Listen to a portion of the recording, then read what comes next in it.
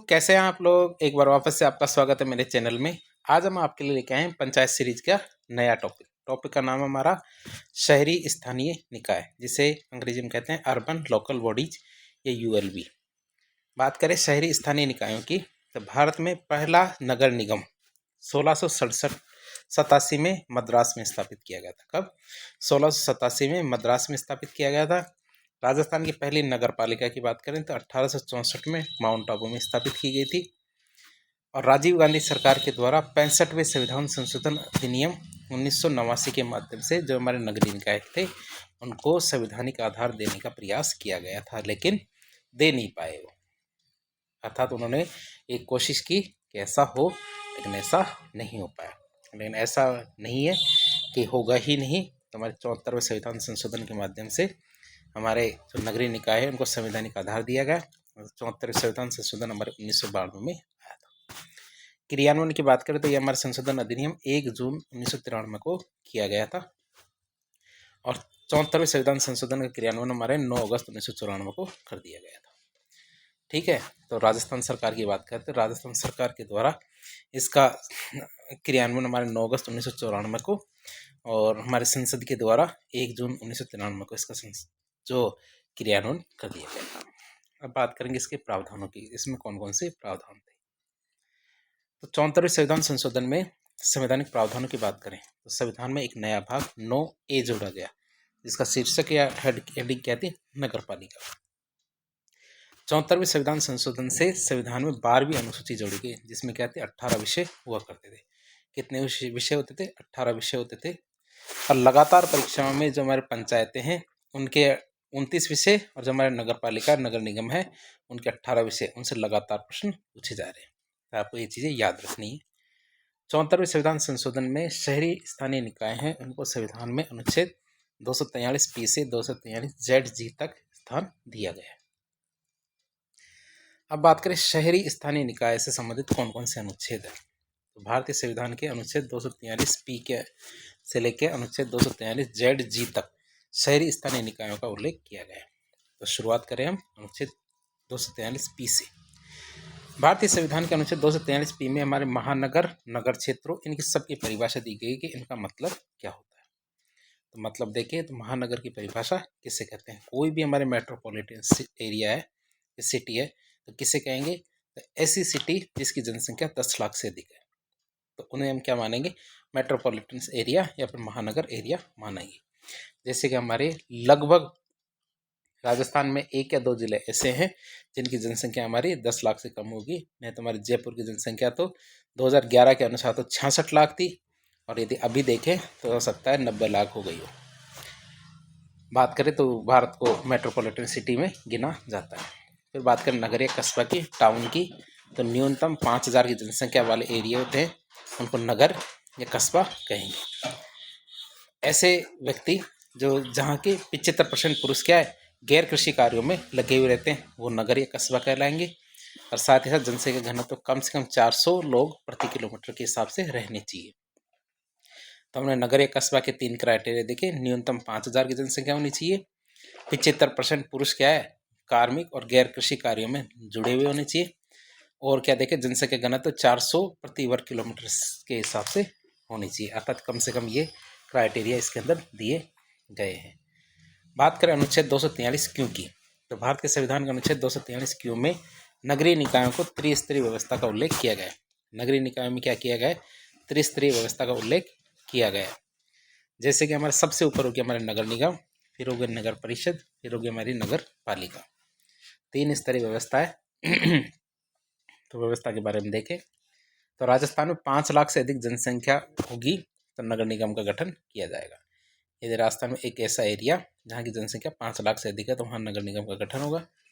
राजस्थान में 1 से 5 लाख तक की जनसंख्या पर नगर परिषद का गठन होगा, और फिर इसके नीचे हमारी नगर पालिकाएँ होगी। नगर पालिका की बात करते हैं, नगर पालिका 3 प्रकार की होती है। नगर पालिका फर्स्ट, सेकेंड और थर्ड। तो हमने देखा नगर निगम तो हमारे 5 लाख से अधिक जनसंख्या वाली, नगर परिषद हमारे 1 से 5 लाख वाली, और जो हमारे नगर पालिका है तो नगर पालिका के 3 भाग बनाए हैं। और वो कौन कौन से हैं? यदि एरिया की जनसंख्या 50,000 से लेकर 99,999 तक है तो नगर पालिका फर्स्ट का गठन किया जाएगा। यदि राजस्थान में किसी एरिया की जनसंख्या 25,000 से 49,999 तक है तो नगर पालिका सेकेंड, और 5,000 से 25,000 के बीच में है तो नगर पालिका थर्ड का गठन किया जाएगा। तो आप देख सकते हैं 50,000 से 99,999 तक नगर पालिका फर्स्ट, 25,000 से 49,999 तक नगर पालिका सेकेंड, और 5,000 से लेके और 25,000 तक की जनसंख्या के लिए नगर पालिका थर्ड का गठन किया जाएगा। अब अगला आता है हमारा अनुच्छेद 243 आर। 243 आर की बात करें तो भारत के संविधान के अनुच्छेद 243 आर में शहरी स्थानीय निकायों की संरचना और संगठन का उल्लेख किया गया है। जो शहरी स्थानीय निकायों की उनकी संरचना कैसी होगी और उनका संगठन कैसा होगा, इसका उल्लेख किया गया है। बात करें तो 3 स्तर बताएं, नगर निगम, नगर परिषद और नगर पालिका। तो तीनों स्तरों पर पार्षद और सदस्यों का चुनाव क्या प्रत्यक्ष निर्वाचन के द्वारा किया जाएगा। ये याद रखेंगे आप कि निर्वाचन कैसे होगा, प्रत्यक्ष निर्वाचन के द्वारा होगा। तीनों स्तरों पर अध्यक्ष उपाध्यक्ष के चुनाव का निर्धारण राज्य विधानमंडल के द्वारा किया जाएगा। कौन करेगा हमारे चुनाव का निर्धारण? हमारे राज्य विधानमंडल इसके चुनाव का निर्धारण करेंगे। बात करें राजस्थान में तो राजस्थान में हमारे तीनों स्तरों पर अध्यक्ष और उपाध्यक्ष का चुनाव अप्रत्यक्ष निर्वाचन के द्वारा किया जाएगा। राजस्थान में क्या तीनों स्तर पर अध्यक्ष और उपाध्यक्ष का जो चुनाव होगा अप्रत्यक्ष निर्वाचन के द्वारा किया जाएगा। अब बात करें विशेष कौन सी बात है, राज्य सरकार द्वारा तीनों स्तर पर मनोनयन की बात करें। ये परीक्षा में एक बार 2021 के RS में पूछा गया सवाल था ये वाला, कि कौन सा सवाल था तो हम देख लेते हैं। नगर निगम होता है तो नगर निगम जिसको म्यूनिसिपल कॉरपोरेशन कहते हैं, इसमें राज्य सरकार के द्वारा 12 सदस्य मनोनीत होते हैं, अर्थात 12 सदस्य राज्य सरकार के द्वारा लगाए जाते हैं। नगर परिषद की बात करें तो नगर परिषद में 8 सदस्य मनोनीत होते हैं। ये हमारे 2021 की जो RS परीक्षा थी इसके अंदर पूछा गया सवाल था कि नगर परिषद में राज्य सरकार के द्वारा 8 सदस्य मनोनीत होते हैं, और जो नगर पालिका होती है इसमें 6 सदस्य मनोनीत होते हैं। तो हमारे मनोनयन की बात करें तो नगर निगम में 12 सदस्य, नगर परिषद में 8 और नगर पालिका में 6 सदस्य मनोनीत होते हैं, अर्थात राज्य सरकार के द्वारा लगाए जाते हैं। जो भी ये उपयुक्त सदस्य राजस्थान नगर पालिका संशोधन अधिनियम 2021 के द्वारा जो शहरी स्थानीय निकाय हैं उनमें मनोनीत किए जाते हैं। अब हम बात करें अनुच्छेद 243 की। 243 की बात करें तो भारत के संविधान के अनुच्छेद 243 में शहरी स्थानीय निकाय हैं उनमें वार्ड समिति के गठन का उल्लेख किया कि वार्ड समिति कैसे होगी, किस तरह होगी, कैसे किया जाएगा, तो उस सब का उल्लेख किया गया हमारे 243 में। मतलब ऐसा एरिया जिसमें 3 लाख से अधिक जनसंख्या, तो ऐसे एरिया जहाँ 3 लाख से अधिक जनसंख्या है उन सभी क्षेत्रों में हमारे वार्ड समिति का गठन किया जाएगा, तो वार्ड कमेटी का गठन किया जाएगा। अनुच्छेद आता हमारा 243W। तो भारतीय संविधान के अनुच्छेद 243W में शहरी स्थानीय निकाय के कार्यों का उल्लेख किया गया है कि कौन कौन से कार्य होंगे, अर्थात 12वीं अनुसूची में 18 विषयों का उल्लेख किया गया है, और लगातार परीक्षाओं में ये 18 कार्य या 18 विषय पूछे जा रहे हैं। तो आपको बता दें कौन कौन से कार्य हमारे नगर निगम, नगर पालिका, नगर परिषद के। पहला कार्य आता है हमारा अग्निशमन सेवा, मतलब फायर ब्रिगेड या आग बुझाना, जल आपूर्ति पानी की व्यवस्था करना, शहरी नवीकरण, सड़क पुल, गंदी बस्तियों का सुधार करना, पिछड़े वर्गों के हित देखना, शहरी गरीबी उन्मूलन को देखना, संस्कृति शिक्षा और सौंदर्यीकरण, सामाजिक आर्थिक नियोजन, शहरी योजना जैसे कि हमारे नगर नियोजन, भूमि नियंत्रण, इस्तेमाल और आवास निर्माण, जन्म और मृत्यु का पंजीकरण, बूचड़खानों का पंजीकरण, पशु और तालाब, कब्रगाह और शमशान, शहरी सुविधाएं जैसे कि पानी, जन सुविधाएं जैसे कि हमारे रास्तों को विद्युतीकरण करना, सार्वजनिक स्वास्थ्य, स्वच्छता, ठोस अपशिष्ट प्रबंधन। तो हमारे 18 विषय हैं जो हमारे नगरीय निकाय हैं उनको दिए गए हैं। एक बार आपको वापस बता देते हैं कौन कौन से विषय हैं जिनके ऊपर नगर निगम, नगर पालिका, नगर परिषद कार्य करती है। एक तो हमारी अग्निशमन सेवा, फिर आती है जलापूर्ति, तीसरे शहरी नवीकरण, चौथा हमारा सड़क और पुल, पांचवा गंदी बस्तियों का सुधार करना, छठा हमारा पिछड़े वर्गों के हित देखना, सातवां शहरी गरीबी उन्मूलन, आठवां संस्कृति और शिक्षा का सौंदर्यीकरण, नौवां सामाजिक आर्थिक नियोजन, 10वां हमारा शहरी योजना जैसे कि हमारे नगर नियोजन करना, 11वां हमारा भूमि नियंत्रण, इस्तेमाल और आवास निर्माण, जन्म और मृत्यु पंजीकरण, 13वां हमारा बूचड़खानों का पंजीकरण, 14वां हमारा पशु तालाब, और 15 हमारा कब्रगार शमशान। 16 शहरी सुविधाएं जैसे कि पानी। 17 जन सुविधाएं जैसे कि हमारे रास्तों को विद्युतीकरण। 18 हमारा क्या, सार्वजनिक स्वास्थ्य, स्वच्छता और ठोस अपशिष्ट प्रबंधन। तो ये हमारे 18 विषय हैं जिन पे क्या हमारे जो नगरीय स्थानीय निकाय हैं वो कार्य करेंगे। बात करें अनुच्छेद 243 पाई की, तो भारतीय संविधान के अनुच्छेद 243 पाई में शहरी स्थानीय निकायों के लिए राज्य वित्त आयोग का गठन किया गया है। तो आप देख सकते हैं कि अनुच्छेद 243 आई में तो हमारे राज्य वित्त आयोग का गठन पंचायतों के लिए किया गया है, और 243 वाई में हमारे नगरीय निकाय हैं उनके लिए राज्य वित्त आयोग का गठन किया गया है। आप इसको याद रखेंगे। फिर आता है हमारा अनुच्छेद 243 जेड ए। तो 243 जेड ए में हमारे शहरी स्थानीय निकाय उनके लिए राज्य निर्वाचन आयोग का गठन किया गया है। तो आप ध्यान रख सकते हैं कि ये दोनों के दोनों क्या है, संवैधानिक निकाय है। और पंचायतों के लिए 243 के इसका उल्लेख किया गया है। तो 243 के में हमारे जो राज्य निर्वाचन आयोग का गठन किया गया है पंचायतों के लिए, और जो हमारे नगरीय निकाय है उनके लिए जेड ए के अंतर्गत क्या है, राज्य निर्वाचन आयोग का गठन किया गया है। आप इन चारों को याद रखेंगे। फिर आता हमारा 243 जेड डी। तो भारतीय संविधान के अनुच्छेद 243 जेड डी में जिला आयोजना समिति का गठन का बात की गई है, अर्थात डिस्ट्रिक्ट प्लानिंग कमेटी के गठन की बात की गई है इसके अंतर्गत 243 जेड डी के अंदर। फिर आता हमारा अनुच्छेद 243 जेड ई।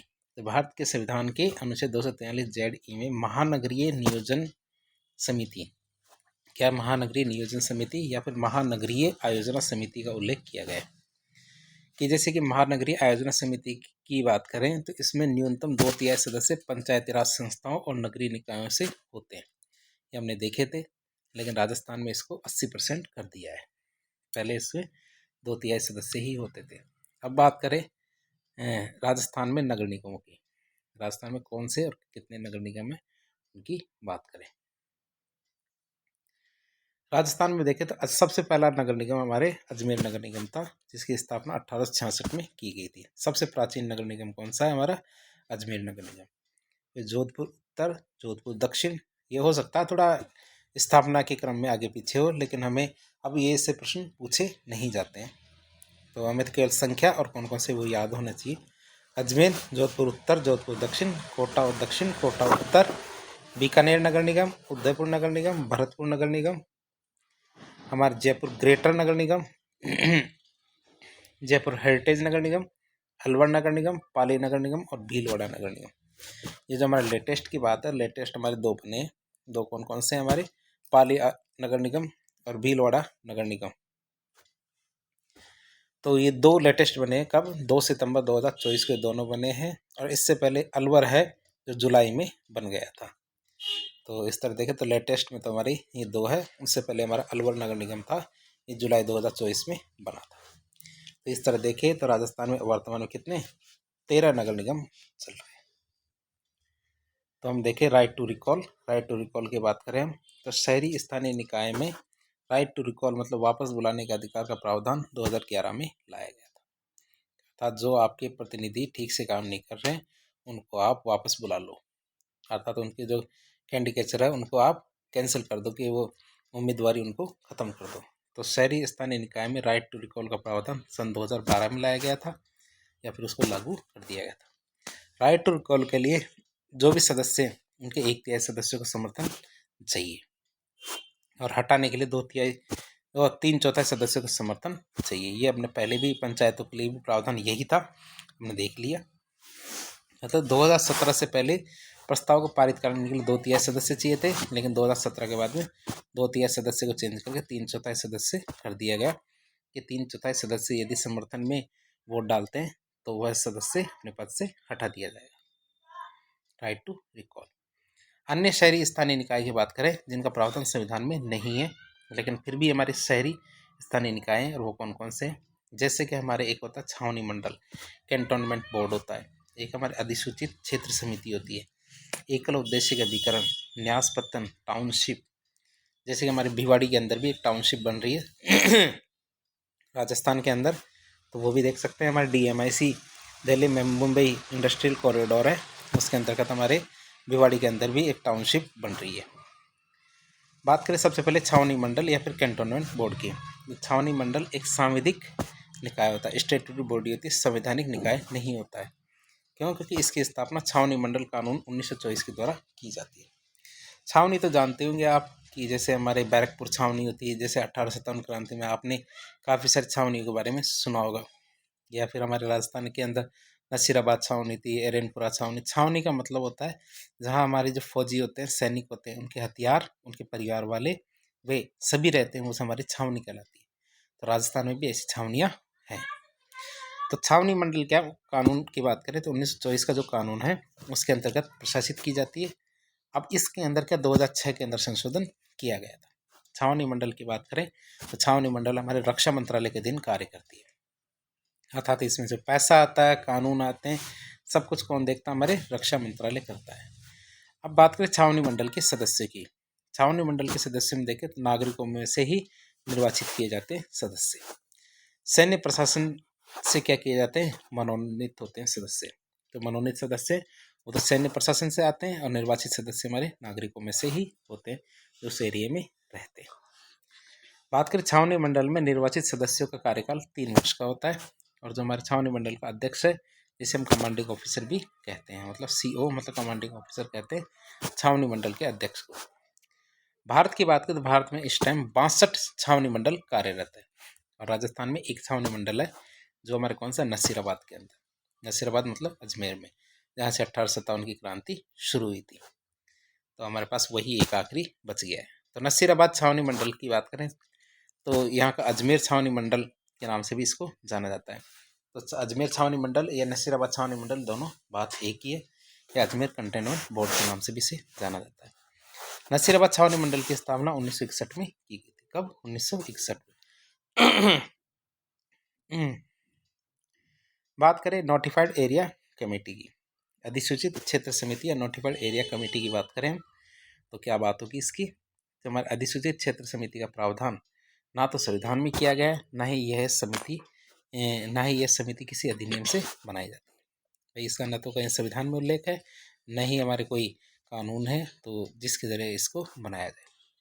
अधिसूचित क्षेत्र समितियों की स्थापना राजपत्र में अधिसूचना के माध्यम से जारी करके बनाई जा सकती है।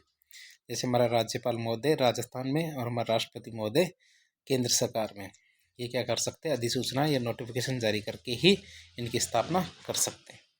अधिसूचित क्षेत्र समिति में सभी सदस्य राज्य सरकार के द्वारा मनोनीत किए जाते हैं। और राजस्थान की बात करें तो राजस्थान में ऐसे 2 क्षेत्र कार्यरत है अधिसूचित क्षेत्र समिति के अंतर्गत। एक तो हमारे माउंट आबू है सिरोही के अंदर, जो हमारे करासियों के लिए सबसे पवित्र जगह है, वहाँ पे नक्की झील। दूसरे हमारे पुष्कर है, तो पुष्कर हमारे अजमेर के अंदर है। तो ये दोनों एरिया क्या अधिसूचित क्षेत्र समिति है यहाँ पे। राजस्थान में 1993 में अधिसूचित क्षेत्र समिति को समाप्त कर दिया गया। राजस्थान में अंतिम अधिसूचित क्षेत्र समिति का गठन 1993 में हुआ था। अधिसूचित क्षेत्र समिति का कार्य क्या होता है? शहरी क्षेत्रों में विकास को सुनिश्चित करना इसका कार्य होता है। बात करें एक और अभिकरण होता है, अभिकरण का नाम क्या देखें, एकल उद्देश्य अभिकरण। एक एजेंसी है, सिंगल पर्पज एजेंसी। हम इन एजेंसियों की बात कर रहे हैं, कौन सी? जो हमारे संविधान के अंदर जिसका उल्लेख नहीं किया गया लेकिन फिर भी नगरों के विकास के लिए उनकी जरूरत पड़ती है। तीसरी देखिए हमने कौन सी, एकल उद्देश्य अभिकरण। एकल उद्देश्य अभिकरण का उल्लेख हमारे संविधान में कहीं भी नहीं किया गया है। इसकी स्थापना का उद्देश्य क्या है कि स्थापना किसी विशेष उद्देश्य से की जाती है, कोई विशेष उद्देश्य इसके लिए करते हैं। जैसे हमारे विकास प्राधिकरणों की होती है, जैसे हमारे जयपुर विकास प्राधिकरण, जोधपुर विकास प्राधिकरण, अजमेर, कोटा, भरतपुर, उदयपुर, बीकानेर। जैसे हमारे पहले 7 संभाग थे और वर्तमान में 7 संभाग, तो सातों के सातों संभागों में एक एक विकास प्राधिकरण चल रहा है। बात करें सबसे पहले की तो हमारे जयपुर विकास प्राधिकरण की स्थापना हमारे 1982-83 में पहली बार कर दी। बात करें जोधपुर वाले की 2008 में, अजमेर की 2012 में कर दी गई थी। और ये सारे के सारे विकास प्राधिकरण क्या करते हैं? इनका कार्य शहरी विकास को सुनिश्चित करना और शहरी क्षेत्रों में विकास को सुनिश्चित करना इसका उद्देश्य। एकल उद्देश्य अभिकरण का एक उद्देश्य हमारे जो शहरी विकास को सुनिश्चित करना होता है। तो ये चीज़ हमने देखी। एक हमारा अभिकरण होता है कौन सा? न्यास पत्तन, जिसको पोर्ट ट्रस्ट भी कहते हैं। न्यास पत्तन एक क्या होता है? सांविधिक निकाय होता है। क्यों? क्योंकि न्यास पत्तन की स्थापना संसद के द्वारा की जाती है। या सांविधिक निकाय अर्थात संसद के माध्यम से इसको बनाया जाता है। मतलब संसद के द्वारा कानून बनाकर इसकी स्थापना की जाती है। न्यास पतन के उद्देश्य की बात करें कि इसका क्या उद्देश्य है बनाने का, तो बंदरगाह क्षेत्र में विकास सुनिश्चित करना और बंदरगाह क्षेत्र में सुरक्षा सुनिश्चित करने के लिए न्यास पतन की गठन किया जाता है। लास्ट आता है हमारा कौन सा, टाउनशिप। क्या आता है, टाउनशिप। किसी संयंत्र प्लांट के पास, कुछ संयंत्र होते हैं, कुछ प्लांट होते हैं, जैसे हमारे एनर्जी प्लांट होते हैं, न्यूक्लियर प्लांट होते हैं, उनके पास आसपास जो कॉलोनी है वहाँ रहने वाले कर्मचारियों और श्रमिकों को बुनियादी सुविधाएं प्रदान करने के लिए टाउनशिप के रूप में शहरी सरकार स्थापित करती है। जैसे कि हमारा DMIC है, इंडस्ट्रियल कॉरिडोर है, तो उसके अंदर नीमराना भिवाड़ी जो वाला जो निवेश क्षेत्र है, तो वहाँ पे क्या है, हमारे जो भिवाड़ी टाउनशिप बनाई जा रही है। तो ऐसे करके जो भी कोई संयंत्र होते हैं, वो प्लांट होते हैं, उसके आसपास क्या एक टाउनशिप बना दी जाती है, जहाँ पे उनके कर्मचारी और श्रमिक रहते हैं। इसका कोई निर्वाचित सदस्य नहीं होता, या यह क्या है, नौकरशाही संरचना का ही विस्तार होती है, अर्थात वहाँ प्लॉट्स बना दिए जाते हैं, फ्लैट्स बना दिए जाते हैं, कॉलोनियाँ बनाई जाती है। तो इस तरह हमने नगरीय निकायों के बारे में देखा। अब हम बात करेंगे जो हमारे शहरी स्थानीय निकाय हैं, उनके सामने समस्याएं क्या आती है। समस्याओं की बात करें, पहली समस्या वित्तीय समस्या। जमीनी स्तर पर देखें तो सुशासन के लिए वित्तीय तंगी सबसे बड़ी बाधा बन जाती है कि पैसों की कमी की वजह से हमारे जो नगरीय निकाय कार्य ठीक तरह से नहीं कर पाते। अंतर सरकारी स्थानांतरण पर निर्भरता, अर्थात जो शहरी स्थानीय सरकार है, राज्य की जो संचित निधि है उनसे सहायता अनुदान प्राप्त करने के लिए राज्य सरकारों पर बहुत ज़्यादा निर्भर करती है। क्या करती है, बहुत ज़्यादा निर्भर करती है। यह अगला टॉपिक था वैसे, ठीक है, कि सरकार यदि पैसा देगी तभी हमारे पास पैसा आएगा, तो ऐसा एक सोच बन जाती है। बात करें आगे, तो राजस्व में हिस्सेदारी की गंभीर कमी, सामान्यतः उनके कार्यों की तुलना में उनके आय का स्रोत अपर्याप्त है, अर्थात जितने कार्य हमारी नगरीय स्वशासन इकाई करती है, इसके मुकाबले उनके पास पैसे बहुत कम आते हैं। उनके आय का मुख्य स्रोत उनके द्वारा एकत्र किए जाने वाले बहुत सारे कर हैं, और उन करों से भी कितना पैसा प्राप्त होता है, जरा सा पैसा। हालांकि शहरी निकायों के द्वारा एकत्रित किए जाने वाले कर प्रदत्त सेवाओं पर व्यय की पूर्ति के लिए पर्याप्त नहीं होते हैं, अर्थात जितने खर्चे किए जाते हैं और जितने प्राप्त होते हैं पैसे, वो प्राप्त होने वाले पैसे खर्चे के मुकाबले बहुत कम होते हैं। यद्यपि वे कुछ नए कर भी लगा सकते हैं, लेकिन इन स्थानीय निकायों के निर्वाचित सदस्य अपने मतदाताओं को खुश करने के चक्कर में ऐसा करने ही नहीं देते। मतलब जो हमारे वार्ड पंच पार्षद है, ये कभी भी नया कर लगाने नहीं देते। क्यों? जब नया कर लगाएंगे तो अगली बार वो चुनाव में जीत ही नहीं पाएंगे, इसलिए नया कर लगा ही नहीं पाते। फिर बात करें नियोजित शहरीकरण। नियोजित क्या, अनियोजित शहरीकरण। उचित योजना के अभाव में नगर निकाय सेवाओं के लिए गुणात्मक और मात्रात्मक दोनों रूप से जनसंख्या की बढ़ती हुई आवश्यकता की पूर्ति करना कठिन हो रहा है। स्थानीय निकायों की प्रशासनिक मशीनरी अपर्याप्त है, अर्थात जितने कर्मचारी है, जैसे चाहे हमारे सफाई कर्मचारी ले लो, चाहे स्थानीय के ठेकेदार ले लो, तो सभी कर्मचारियों की कमी है। भूमि का विवेकपूर्ण उपयोग नहीं हो पा रहा है। स्कूल, पार्क, अस्पताल जैसी जो आवश्यक सुविधा है उनके बिना कॉलोनियाँ स्थापित की जा रही, अर्थात जो प्लान होते हैं, प्लान के अंदर एक कॉलोनी में एक अस्पताल, स्कूल, पार्क सभी होने चाहिए, लेकिन कॉलोनियाँ तो कई बार ऐसी देखी जाती है जिसमें पार्क का तो कोई नामो निशान नहीं। जो मलिन बस्तियां हैं उनके विकास पर नियंत्रण नहीं रखा जा रहा है, अर्थात मलिन ये गंदी बस्तियां हैं, ये बढ़ती जा रही है। यातायात भीड़ की स्थिति भी समस्याजनक बनी हुई है। इससे शहरी निधनता, बेरोजगारी और पारिस्थितिक शरण जैसे बहुत सारे परिणाम उत्पन्न हो रहे हैं। ये बहुत ज़्यादा अनियोजित जो हमारे शहरीकरण है, इसका परिणाम है। फिर आता है राज्य सरकार का अत्यधिक नियंत्रण। राज्य सरकार शहरी स्थानीय निकायों पर नियंत्रण रखती है, उन पर विधायी, प्रशासनिक, न्यायिक और वित्तीय सारे नियंत्रण रख के उन्हें स्वशासन सरकारों के रूप में कार्य करने की बजाय अधीनस्थ इकाइयों के रूप में बना के रख रखा है, अर्थात वो सबऑर्डिनेट इकाइयाँ बन गई है, न कि कोई हमारी स्वशासन सरकार की इकाइयाँ हैं। तो इस तरह वो उन पर विधायी, प्रशासनिक, न्यायिक और वित्तीय सभी प्रकार का नियंत्रण रखती है राज्य सरकारें। नगर निकायों को वैधानिक शर्तों के अनुरूप अपने बजट को संतुलित बनाए रखने की जरूरत पड़ती है, और उनके द्वारा लिए जाने जाते किसी भी उधार को राज्य सरकार के द्वारा अनुमोदित किया जाना होता है। अर्थात यदि कोई नगर निगम या नगरीय निकाय कहीं से उधार लेती है, कर्जा लेती है, तो कर्जा लेने से पहले उन्हें राज्य सरकार की परमिशन लेने की जरूरत पड़ती है। राज्य सरकारें उनको परमिशन नहीं देती। केंद्र राज्य के विपरीत शहरी स्थानीय निकाय सरकार के स्तर पर राजस्व व्यय और पूंजीगत व्यय में कोई अंतर नहीं किया जाता। अब बात करते हैं एजेंसी की बहुलता। राज्य सरकार की बात करें तो राज्य सरकार के प्रत्यक्ष पर्यवेक्षण में शहरी स्थानीय सरकार के प्रति कोई जवाबदेहिता के बिना एकल प्रयोजन एजेंसी मतलब सिंगल पर्पज एजेंसियों का गठन किया जाता है। नगर निकायों को इन एजेंसियों के लिए बजट में योगदान करना होता है, जबकि वे इनके ऊपर कोई नियंत्रण नहीं रखते। तो ये भी आप समझ गए होंगे कि एजेंसी की बहुलता के बहुत सारे, जैसे नगर विकास बोर्ड देख लिया हमने, जो हमारी टाउनशिप है, तो राज्य सरकार तो अपने आप इनका गठन कर देती है, और जो हमारे नगरीय निकाय है उनको पैसे देना पड़ेगा, और पैसे देने के बावजूद इन पे ये कंट्रोल नहीं रख सकते। जैसे हमारा जेडीए है, जेडीए कौन कौन सी स्कीम लेके आएंगी ये राज्य सरकार डिसाइड करती है, जबकि पैसा कौन देता है, इनको नगरीय निकाय देते हैं। जैसे हमारा राज्य परिवहन निगम, राज्य विद्युत बोर्ड, राज्य जल आपूर्ति विभाग, तो ये सब इसीलिए बनाए गए हैं। फिर बात करें लोगों की निम्न भागीदारी।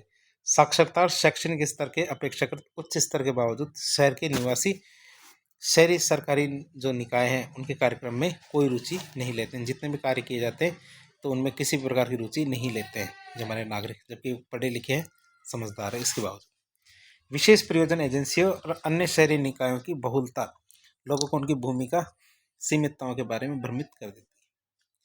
अब बात करते हैं शहरी स्थानीय निकाय सरकारों को कैसे सशक्त बना सकती है, उनकी बात करते हैं।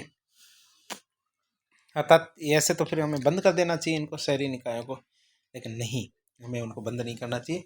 क्यों? क्योंकि इस सरकार के लिए बहुत ही बड़ा कार्य करती है, और वो बड़े कार्य कौन कौन से हैं? पहला, आर्थिक रूप से स्वतंत्र बनाना। शहरी स्थानीय जो सरकारें हैं इनके स्वतंत्र और वित्तीय रूप से सुरक्षित होने के लिए वित्तीय विकेंद्रीकरण अत्यंत महत्वपूर्ण है। अर्थात इनके क्या है कि निश्चित आय के स्रोत होने चाहिए। कहाँ से पैसा आएगा, तो वो बहुत अच्छे भी होने चाहिए और बढ़िया भी होने चाहिए। अब बात करें राजस्व को सुदृढ़ करना। राजस्व सुदृढ़ करने की बात करें तो सभी वित्त आयोगों ने नगर निगम के वित्त में सुधार के लिए संपत्ति कर राजस्व की बढ़ाने की आवश्यकता की अनुशंसा की थी। जैसे हमारा 12वां वित्त आयोग था केंद्र का, तो उन्होंने संपत्ति कर प्रशासन में सुधार के लिए भौगोलिक सूचना प्रणाली GIS और डिजिटल का उपयोग प्रोत्साहित किया था। 13वां वित्त आयोग था, उन्होंने राज्यों के निष्पादित अनुदान पात्रता मतलब परफॉर्मेंस ग्रांट एलिजिबिलिटी के आवश्यक शर्तों में से एक के रूप में राज्य संपत्ति कर बोर्ड की स्थापना की बात कहती है कि हमें राजस्थान में या फिर सभी राज्यों में क्या है, राज्य संपत्ति कर बोर्ड की स्थापना अनिवार्य रूप से की जानी चाहिए। राज्य संपत्ति कर बोर्ड जो बनेगा, इसका उद्देश्य एक पारदर्शी और कुशल संपत्ति कर व्यवस्था स्थापित करके नगर निकायों और नगर निगम दोनों की मदद करना था। पैसे आएंगे इससे। 14वें वित्त आयोग ने अनुशंसा की थी कि नगर निकायों को खाली पड़ी जो भूमि है उस पर कर लगाने में सक्षम बनाना है, कि खाली पड़ी भूमि है उस पर भी कर लगा सके। फिर बेहतर वित्तीय डेटाबेस की बात करें तो डेटाबेस क्या कहता है, जो हमारे स्थानीय स्तर पर खातों के रखरखाव और लेखा परीक्षा के अभाव में नगर निकायों के लिए कोई सत्यापन योग्य वित्तीय डेटा नहीं होता, जिसके कारण कि हमारे निष्पादन अनुदान से इनकार कर दिया जाता। क्यों? क्योंकि सरकार जो स्थानीय स्तर है वहाँ पे खातों का रखरखाव ठीक से नहीं किया जाता, साथ ही साथ लेखा परीक्षा के अभाव में क्या होता है, नगर निकायों के पास कोई सत्यापन का डेटा नहीं होता। अब 13वें 14 दोनों ही वित्त आयोगों ने कहा है कि बेहतर डेटा उपलब्धता को निष्पादन अनुदानों की प्राप्ति के लिए आवश्यक शर्त के रूप में शामिल किया गया, कि जो भी आपके पास पैसा आएगा नगर निगम के पास, कितना पैसा आया, कितना पैसा क्यों खर्च किया गया, किस तरह खर्च किया गया, तो इसका एक बेहतर डेटा उनके पास होना चाहिए। फिर हमारे सक्रिय नागरिक भागीदारी सुनिश्चित होनी चाहिए। क्या होनी चाहिए? सक्रिय नागरिक भागीदारी सुनिश्चित होनी चाहिए, कि शासन प्रक्रिया में पारदर्शिता जवाबदेहिता के लिए सक्रिय नागरिक भागीदारी की जरूरत पड़ती है, और इसे सुनिश्चित करने के लिए शहरी स्थानीय निकाय क्षेत्रीय सभाओं वार्ड समितियों जैसे कि हमारे कार्यात्मक विकेंद्रीकृत मंच का गठन कर सकते हैं, जो क्या करेंगे, निर्वाचित प्रतिनिधियों नागरिकों के बीच में चर्चा और विचार विमर्श की सुविधा प्रदान करेंगे। तो सक्रिय नागरिकों की भागीदारी होनी चाहिए। और लास्ट की बात करते हैं हम, तो नागरिक शिकायत निवारण तंत्र तो होना ही चाहिए, कि